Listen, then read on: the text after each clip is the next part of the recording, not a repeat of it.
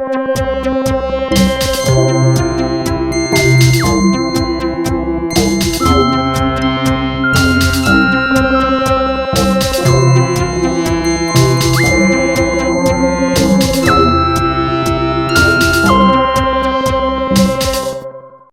to Crossing the Chasm. I am delighted to be joined today by Michael Draskovic, who is a social practitioner working to help communities grow together.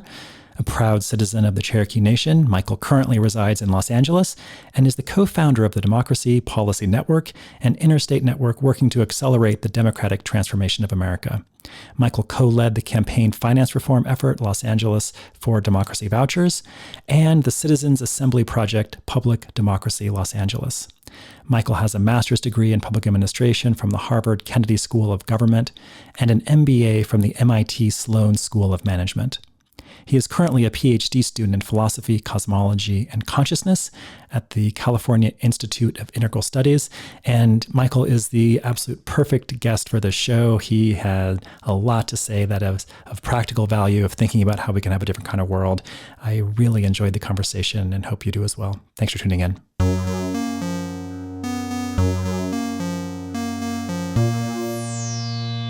Mike Draskovic, welcome to Crossing the Chasm. Thank you for having me.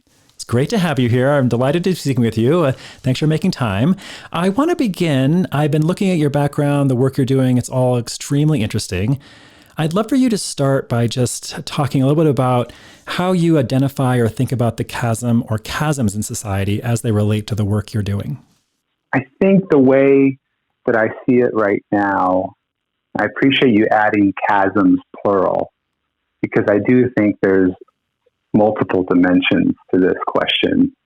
The way I've been approaching it, mostly for the past 10 or so years, has been from an institutional lens, which is our public and private institutions are not opened up to the participation of people. They're not, lowercase d democratic. And so I see the task of kind of opening up those institutions so everyone, regardless of your background, has the ability to participate and shape our society. So that's on the institutional side. And then this other side, this other dimension, this other chasm is what I would say is on an individual level, which plays into how we interact with one another and how we work in community. Whether we work across divides that society tells us are important, how we transcend them. And so that's something I've been developing more recently, really because of the work and the lessons I've experienced over the past 15 years, seeing a need to, teach myself and learn about how individuals can essentially grow in their capacity to reach across the chasm. And so those are the two dimensions I'm seeing right now. I was looking into your work and your background, and you're very interested in democracy and democratic processes. I'm interested, from a global perspective, the United States is seen as sort of the beacon of democracy, and yet here you are working on democracy. So I'm wondering about that. What, in your view, is a definition of democracy, and how do you see democracy in the U.S.? Wow, yeah. So I think one always needs to look at oneself first before we make a judgment on something. And I think that for me, my personal journey with democracy, I don't think I was thinking critically about it until my mid-20s or so, when I was working in Washington, D.C. for an advocacy organization and saw how laws were made, saw how policy was created. Coming from Los Angeles, where as a high schooler, I had an opportunity to participate in my local neighborhood council. Los Angeles is one of the few jurisdictions in the country that has a neighborhood council system. And while there's a host of issues with the system, it does allow for local neighborhoods to get together and to talk about what they want their communities to look like, to provide input to the city, to the state. And so I had that experience when I was very young, and it was really messy. But at the same time, you saw the promise of, folks getting together and solving their problems together. And so I go to Washington, D.C., and I start to see that there's less of that participation. There's less of that grassroots element. It's a lot of professional, credentialed policy experts kind of formulating policy on their own outside of movements within these institutions. And that led me to really think critically about how our laws are made and which voices are playing a role in their construction. And so that was a big experience for me in wanting to go to school to learn more about democracy, to meet other people who are working on lowercase d democratic policy ideas, and then to start to work on some of those ideas in my own community back here in Los Angeles. And so, I think it's really hard for us to say with a straight face that we're a democratic nation if our institutions in our own backyards are hardly themselves democratic. And so for me, it was starting at that point, looking at Los Angeles and our city, at our charter, at our neighborhood councils, as all venues that could be made more democratic as a way to bring more people into the process and starting there. Can you say a bit more about, I'm really interested in your thoughts on that. What do you see as some of the interventions that are needed, or conversely, what are the ways in which the local governance is not as democratic as you think it should be? Well, I think campaign finance is a huge challenge right now. We're seeing unlimited, dark money flowing into our local elections. Just here in Los Angeles, we have a campaign finance system. We have a public matching funds system, which is good because it amplifies small dollar donors, but it still requires people to have a level of disposable income in order to participate. So already, the most important institution that helps run our elections and helps flow money into them is already very exclusionary. And so for me, I think, what does a democratic campaign finance system look like? What could that look like? Well, 2017, Seattle offered its answer to that question by passing a democracy vouchers program where every resident in the city is issued for $25 vouchers that they can spend on any local campaign. And it's done a remarkable job democratizing the donor pool. You no longer need money to contribute to a campaign. Anyone can contribute, which means more people can run for office, especially from communities that have historically been disenfranchised or haven't had connections to wealthy fundraising networks. And so it's allowed more voices to participate in the process. That's what I think, one way to think of democracy within a specific institution. Another one that we're working on in Los Angeles, and we just started about a year ago, is around citizen assemblies or resident assemblies, deliberative bodies made up of ordinary residents of a city or state who are selected at random to participate, and they're given a mandate to develop a policy or a set of solutions for a pressing public problem. And the body is structured so that it's representative of the population along certain demographic lines like race, gender, the language spoken at home, etc. And so we've seen these institutions in Europe have a remarkable effect on, creating good, sound policies. So just as an example, Ireland in 2012 formed a constitutional convention made up of randomly selected Irish citizens. There were 66 of them out of a body of 100. And that body then evolved over the years, but led to the introduction of legalization of marriage equality and of reproductive rights at the constitutional level in Ireland. And so it's really remarkable when you have these people, you have all these viewpoints come in a room, be able to deliberate over laws rather than it just being solely the experts and the political, the politicians deciding with advocacy groups on the side and big money donors trying to influence it. You create a space where people can come together to have those conversations and really see eye to eye and see how, we can ensure that our laws account for everyone's diverse viewpoints. So that's another way we're thinking about democracy beyond voting, beyond just, what happens every other year or so at the voting booth. Yeah, and I want to talk more about those examples in a little bit. I think they're super interesting. I wanted to ask you about, I was following LA politics, and there was an election, for Congress. A longtime member was stepping down. This was a few years ago.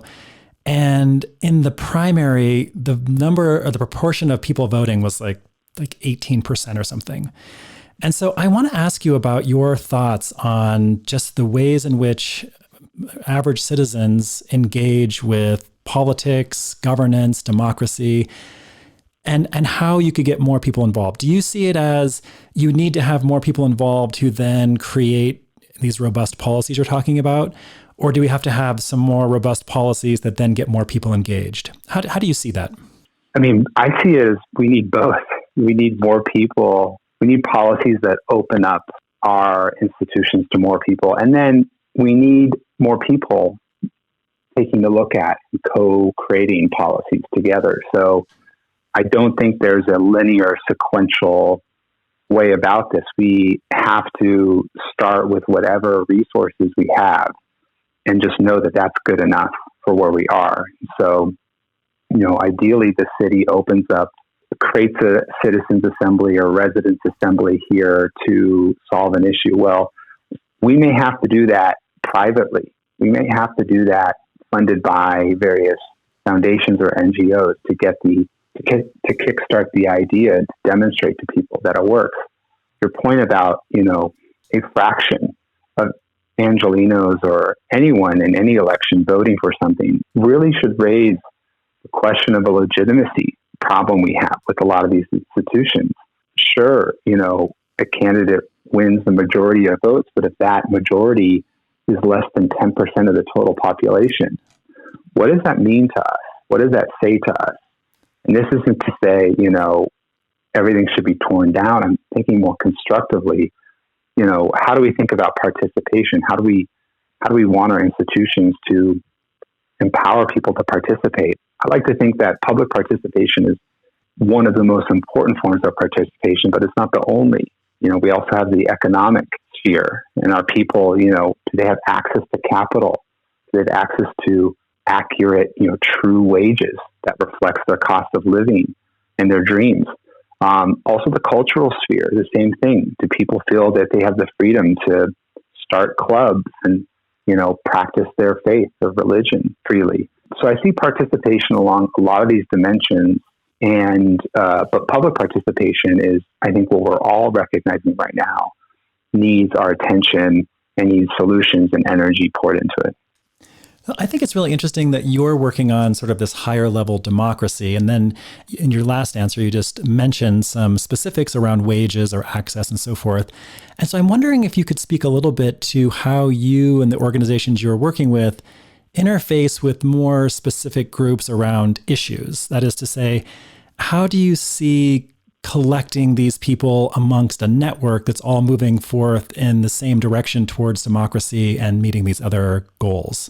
The way we approach it, and this is, the way we've approached it, the Democracy Policy Network, is we kind of started with the facts, which are there are tons of amazing ideas already out there. My co-founder Pete often says the world we dream of already exists, but it exists in piecemeal. It exists in various cities or various states, or these ideas for economic transformation, for example, or racial justice transformation exist in pockets of the country. They just haven't been fleshed out.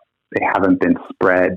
They haven't been tried and experimented on in more places. The way we've gone about it is, just accepting that these ideas are out there, and there's of course disagreements, and People have different priorities for what ideas they want to work on. And we accept all of that as true. We're not trying to prioritize one thing over the other. Although I think in some areas you could probably make a strong case, to focus on, say, campaign finance reform. And because a lot of things flow downstream from that. But these aren't mutually exclusive items.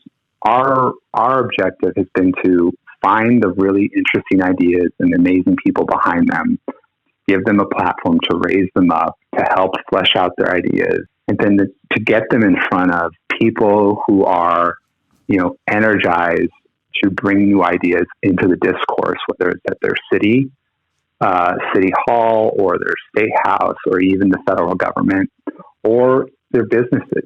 We've worked on a 4-day work week bill that was introduced in Maryland last year that, could be taken up in many corporations right now without legislation. So legislation is one tool we have, but we also, I think it's important to recognize, especially if you're in the policy space, to remind folks that we have these powers already, to raise wages, for example. A lot of companies can do that right now if they chose to. So our task is really starting the conversation, bringing these people together, disseminating their ideas, and then going where there's interest. And so we follow where there's a, advocacy campaign ready to go on an idea, or a state legislator or a legislative staffer at a state house who's ready to go on an idea. And we've done that pretty well over the past couple of years.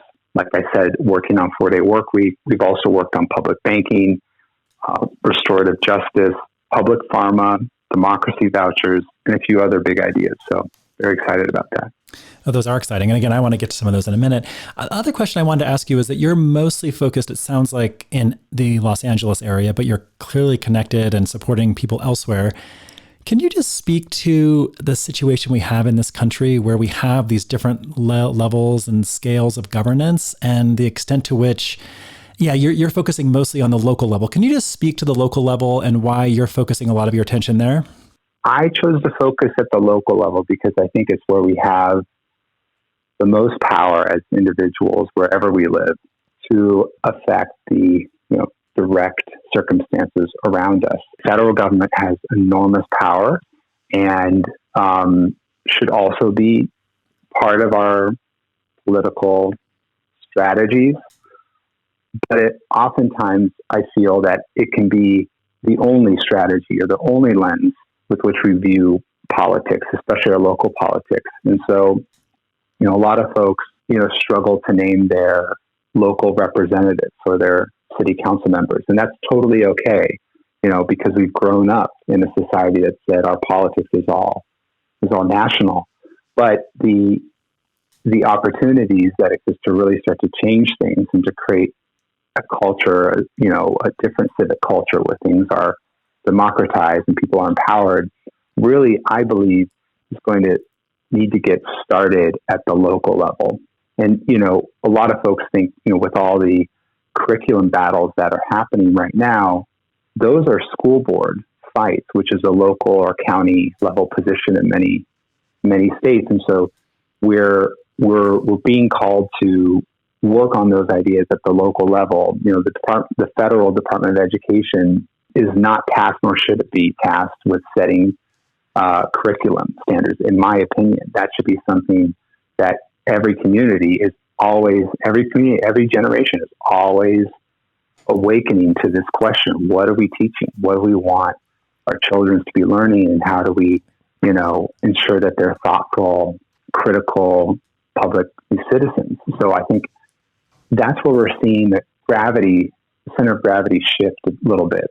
And of course, it doesn't help that we have a media environment that keeps telling us we have to only care about what's happening at the level of the presidency. And that's definitely important. But I think there's many other opportunities for people to have an impact at the local and county, even state level. I want to move on to the second part of this, which is about all the interventions and fleshing those out. But before we do that, as you've made clear, a lot of people aren't involved, but you have devoted a fair amount of your time and energy over your life to engaging these issues. And I'm just curious if you could speak to, how do you feel about that? Like, what's your lived experience given all the constraints and the ups and downs? How do you feel about the efforts you put in, and how has it changed your life? I think it's deeply enriched my life. I've learned a lot about myself and others through this work. I think I was always intrinsically called to do this type of work. It never felt that I had a series of experiences that drew me in, although growing up in certain communities with certain identities, those experiences definitely became relevant. But I think even before I knew about myself and my identities, it was about wanting to serve others and wanting to do what I can to, help co-create a shared world together where we all feel like we belong. So I think it starts there, but over time, I've met some of my best friends and some incredible partners in life in this work. And what I love about it is it's never static. It's never solid. It's always evolving. It's always growing, and new information, new ideas, new people.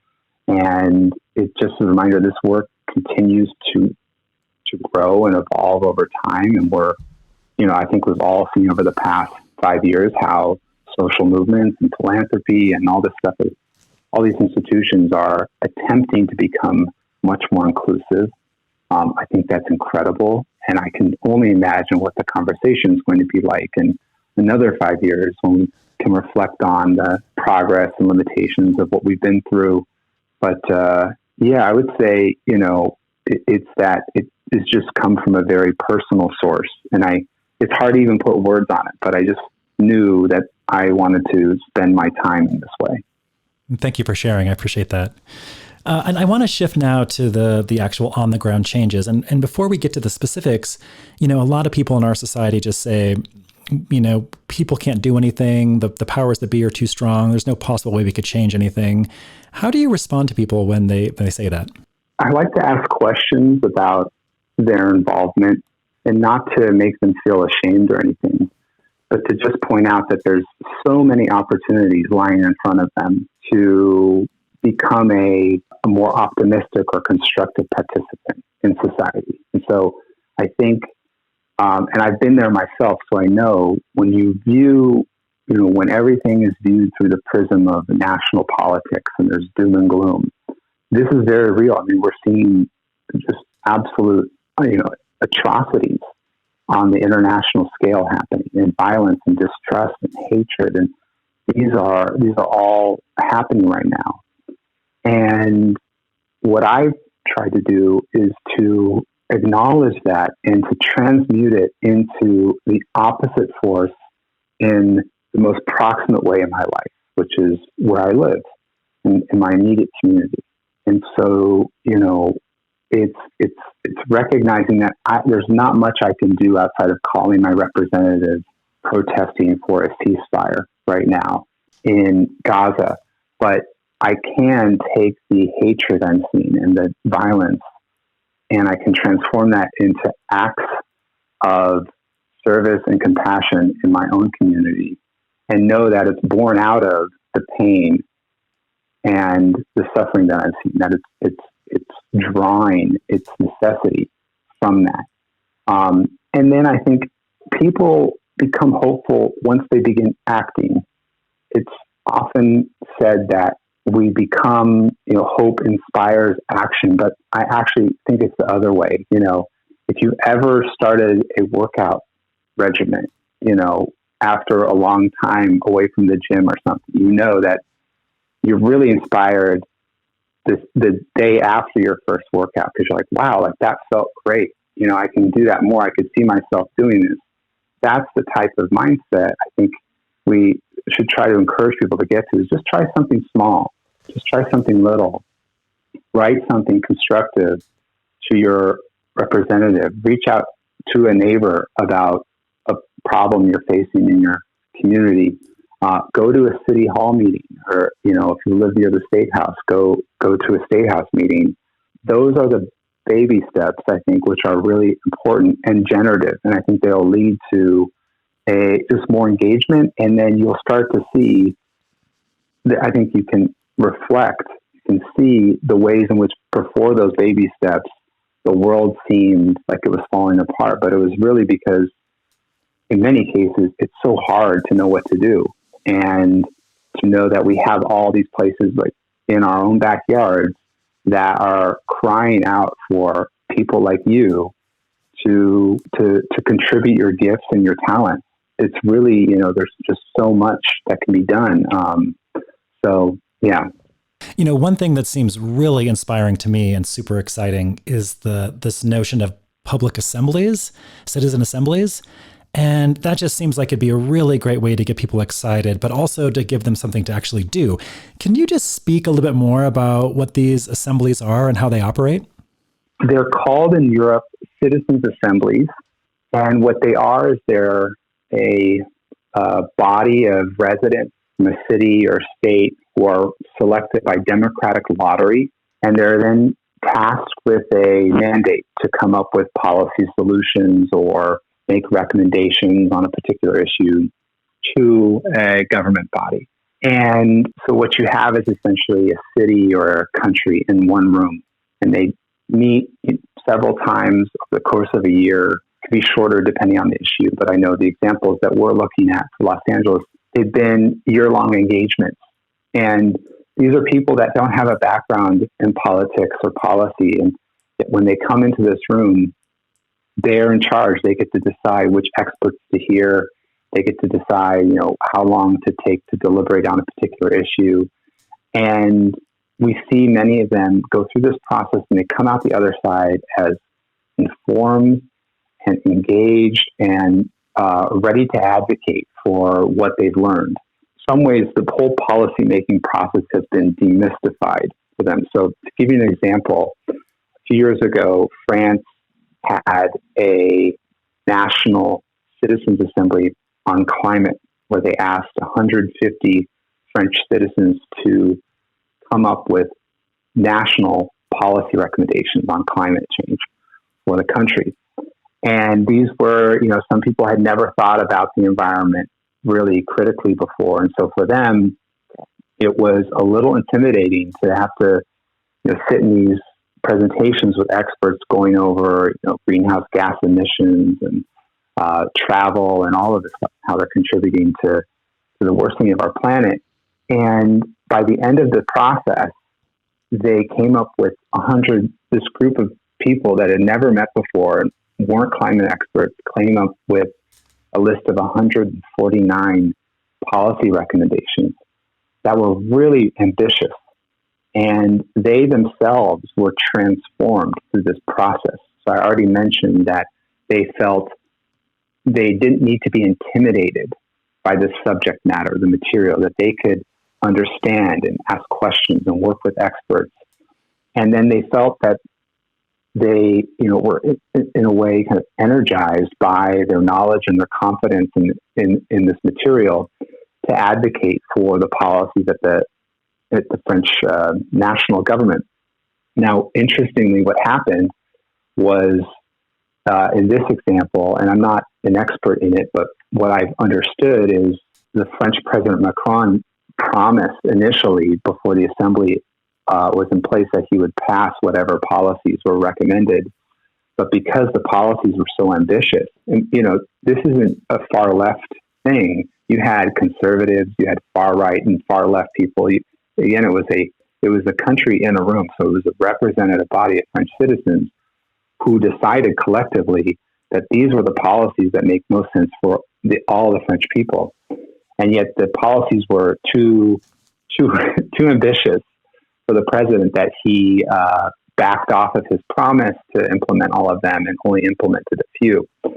But over the subsequent years, a number of those other reforms, such as the banning of short-haul flights, which was really significant, have taken effect. So we've seen kind of it reverberate over time, which has been really exciting. I'll also mention another French example, which is Paris has a permanent citizens assembly where every year new residents of the city are brought in to serve in the citizen assembly, and they have powers to propose questions, to the city council to propose legislation for up or down votes.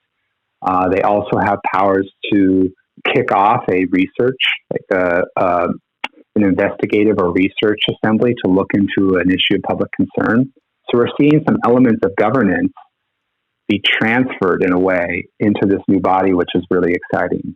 But my favorite example of all is the one I mentioned at the top in Ireland, which was these citizen assemblies helped, the country talk about. It was historically, very conservative Catholic country deliberate over issues of women's reproduction rights and marriage equality. And you can imagine this is a very sensitive cultural issue, but because a citizen assembly says, hey, everyone's voices are important, you're all necessary. We need you to come together and figure out what you want to do as a country to on these issues. They heard from women, they heard from doctors, they heard from faith leaders, and in the end, they were able to say, the right same-sex marriage and women's reproductive freedom should be enshrined in the Constitution. And it was then, those are the recommendations that went to the Parliament, which then the national government, which then went to a referendum and passed with majority. So really exciting to see what happens when you kind of get the politicians out of the way, so to speak, and let your everyday people talk about these issues. And so we're really excited to bring this idea to Los Angeles. We've been working on it for a year now. Right now, our mission here is to introduce one on an issue of broad public concern by 2026. And we just had, actually this week, our first advocacy win where the city is currently looking at a charter reform commission to kind of revise our city's governing documents. And we have a chief legislative analyst with the city whose job is basically to conduct research for the council members. And the chief legislative analyst was asked to come up with best practices for a charter reform commission.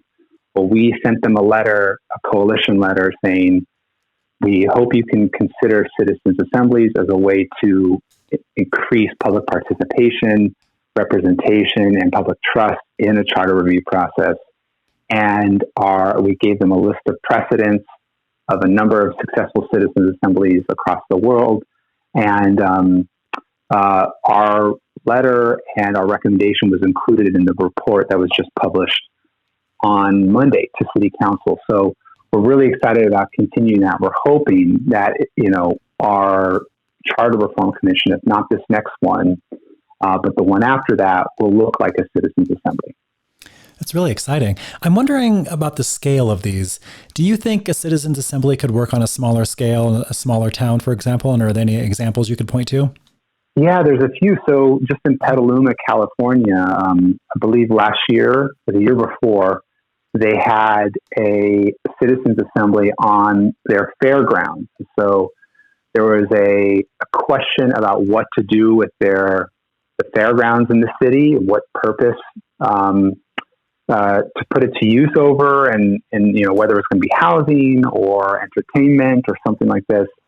And instead of doing a traditional public comment process where people show up to meetings, speak at a mic for a minute or 2 minutes at a time, they formed a citizens' assembly, which got together for, I want to say, almost half a year, and put together a series of recommendations, various proposals that they felt the city would be open to. And so that's just a local example. Other ones have been, like I mentioned, Paris has their permanent assembly there. I know there's similar ones in Belgium and in Milan. Yeah, no, they can be done at any scale. We're also seeing people looking just at sortition, which is the mechanism of selecting people at random, also known as democratic lotteries. There's folks looking at using that tool to also refresh, say, leadership within organizations. So sort of like the initial selection process for jury duty, where you receive a letter. you would be asked to serve in some sort of leadership capacity or advisory capacity for leadership at a company or a union or cooperative or what have you. I think that's really exciting too, because it suggests it's not just an idea for the public sector, but it can be something that can be taken up in any institution to ensure there's new voices, new perspectives, and just greater levels of participation. Oh, that's really interesting. Thank you. I also wanted to ask you about one of the other examples you mentioned earlier on, in the Seattle example in particular, which has to do with democracy vouchers. And I'm wondering if you could just speak a little bit more about democracy vouchers and what role you think they could play in strengthening our democracy. So I think democracy vouchers are really important if we're serious about democratizing all aspects of the public sector. Campaign finance plays such a big role in who gets elected, what issues are on the table, what issues get introduced in the halls of power. And so democracy vouchers helps open up that initial institution responsible for the funding of our campaigns. And so Seattle's introduced the program in 2017. And the way it works there is every resident gets 4 $25 vouchers that they can donate to any local campaign in the city. And those campaigns then redeem those vouchers for public funds to fund their campaign. And we've seen a few things. I've already mentioned the diversification of the donor pool. There used to be a statistic where before democracy vouchers, you could predict quite accurately whether someone was going to be a donor or not based on whether their home had a view of the water. So that was a very wealthy area, largely white area. And that's who was funding local campaigns. We see similar statistics like that here in Los Angeles. After democracy vouchers, that's no longer the case. As of 2023, I believe, although it might be 2021. I believe it was 2021. As of that election in 2021, the donor pool is now reflective of the general voting population. There's no more, so it's representative along lines of age, race, income, and geography. So with one policy, they've managed to ensure that there's now institutional representation of every community in the campaign finance system. So that's on the donor side. On the candidate side, we've now seen more people run for office, specifically from communities that have been disenfranchised or that have had a harder time accessing funds to run competitive campaigns. We've seen advocates connected to housing issues in Seattle run successful campaigns, often raising money from the unhoused residents of the city to make a point that your voice is important, just as others are. And so you see kind of this entrance of more voices and more people because you no longer need connections to wealthy fundraising networks. But probably the most exciting part of democracy vouchers, the reason really why our heart is in this policy idea, is on public participation. When someone comes to your door and asks you, for your democracy dollars and gives you the pitch of their campaign, you all of a sudden, and you give them your democracy dollar, something happens to you. You feel invested. You feel like you are, co-creating the city in some way. And so we've seen that play out in the voting data, where those who have used the democracy vouchers, their democracy voucher, are 6 to 10 times more likely to vote. And so it's a huge catalyst for voter participation as well.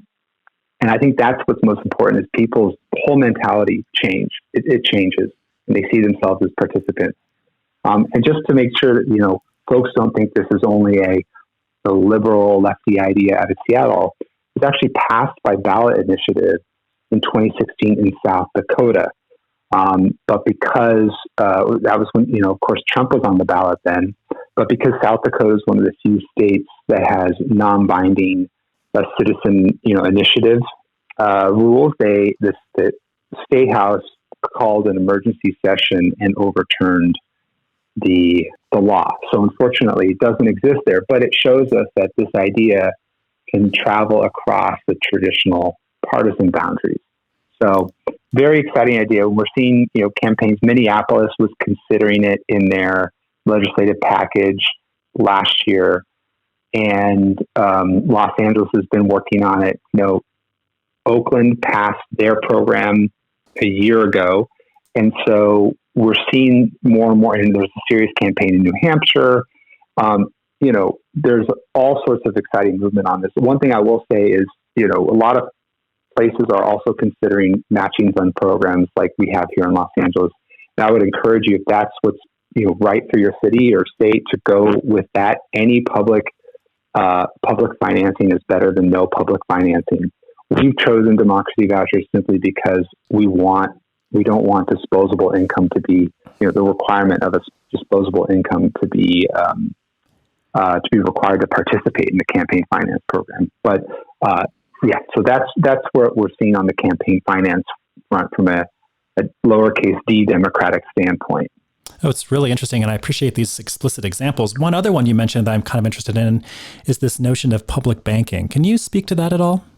Sure. I'm not an expert in public banking, but what it does is, and why we think it's important for cities and states to consider, essentially creates a publicly owned and operated bank in place of the multinational banks that are largely responsible for managing our public funds. And they charge private market interest rates and all sorts of fees that are, rack up to millions of dollars. And that's money that could be put to better use if you had an institution that did not have the pressure of Wall Street, or shareholders wanting them to maximize profits. And so there's been a movement here in Los Angeles. There's only one public bank in the country, or there's been only one. I know there's several starting soon, or there's campaigns to get them going soon here in California. But the Bank of North Dakota has been around since, I want to say, over 100 years, and is really successful in what it does, and is respected and favored by the cities or the state's politicians and voters. And so, that's another one. It can help democratize finance for various community initiatives. It can help, expand infrastructure and capacity of the city by offering loans at a lower rate. So any revenue it generates gets poured back into the coffers of the city. So. That's really interesting. So I want to ask you about, if a listener is tuning in and excited about this, but they're in a place where none of this is happening and they can't see anything happening in their local community, what would you tell someone, in terms of what they could do or how they could think about moving some of these things forward and getting involved? Well, I'd say that it's up to you. If nothing's happening, you don't see these things happening and you want them to, that is a sign that you're meant to do it. You're the one to start the conversation. So that is an immense opportunity. And, the first thing I would say you do is you share the idea with a few of your friends, and you see who's interested in working on this, and you start having more conversations. Really the basic unit of all politics is the conversation.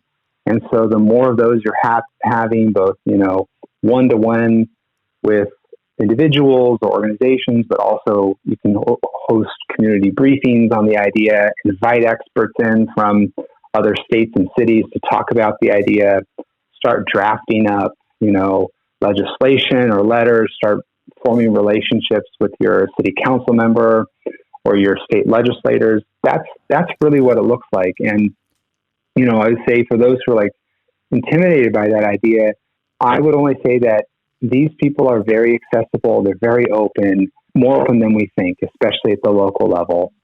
They'll likely have read your email. And so the more you can position yourself as a help and a constructive piece, wanting to get them information to introduce something, the more quickly an idea can move. It doesn't, that doesn't negate the reality that there's power politics involved. At some point, you have to figure out, how many votes you got and how many people you can turn out to vote and whatnot. But at the initial stage, the goal should just be getting the idea out there, showing people how it can solve a concrete problem they have in their lives, and then doing whatever you can to push that idea to more people in your community. Thank you. I think that's very persuasive. I appreciate that. I end these interviews with 3 questions that I ask of all guests, and you've already answered the first one a little bit, but I want to ask it anyway. What do you see in society that gives you inspiration and energy? I see this every day. There's little campaigns getting off the ground in cities and states, people that are deciding that they want to get involved and they want to contribute and they want to be part of co-creating a new America where everyone's voice is heard. That's what is so inspiring to me. I think there was during the height of the pandemic, I want to say that it was my memory's a little hazy on this, but Governor Newsom here asked Californians to reduce their electrical output because we were facing an energy crunch in the grid. And he just asked, there's no law, he just asked, hey, can we watch out? Can we, limit our energy output? And researchers looked into whether that had an effect, and it turns out a bunch of people did it voluntarily. And that, to me, was always such a powerful picture. People hearing something, we need to look out for each other. We need to reduce our energy output. What can I do? What can I do to contribute? And a lot of people did what they could.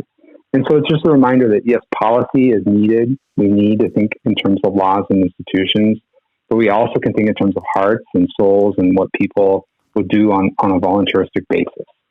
And I think having both of those things in mind is really important as we go into and try to cross the chasm together. Thank you. I appreciate that. The second question is, I'm wondering if you have heard or read or listened to or seen anything recently that has really made you think differently or more deeply about the interests you have that you're working on. I think it was an article about a group of Israelis and Palestinians who were getting together in Gaza, I believe, and they were practicing just shared community and celebrating each other. And it was not, it sort of transcended the rhetoric we see. And that just really was beautiful. It reminded me it's possible, even amidst all this tragedy and war and violence, for people to still recognize the humanity in one another. And so that was a real beautiful moment to see. Thank you. And then the last question is, you're working on these issues. It can be overwhelming. It can be depressing, frustrating. What gives you a sense of peace and joy on a day-to-day basis? Well, I would say, my meditative practice helps me engage people in ways that give me a sense of peace and joy. And so I try to see every interaction of mine as an opportunity to cultivate that, to see the best in everyone, and to really, try to spend the hours of my day as best I can towards the ends we've been talking about. So, but I think it all starts with with my meditative and spiritual practice. Thank you so much for sharing. I really appreciate that. And thank you for coming on the show. It's been great chatting with you. Thank you, Brian.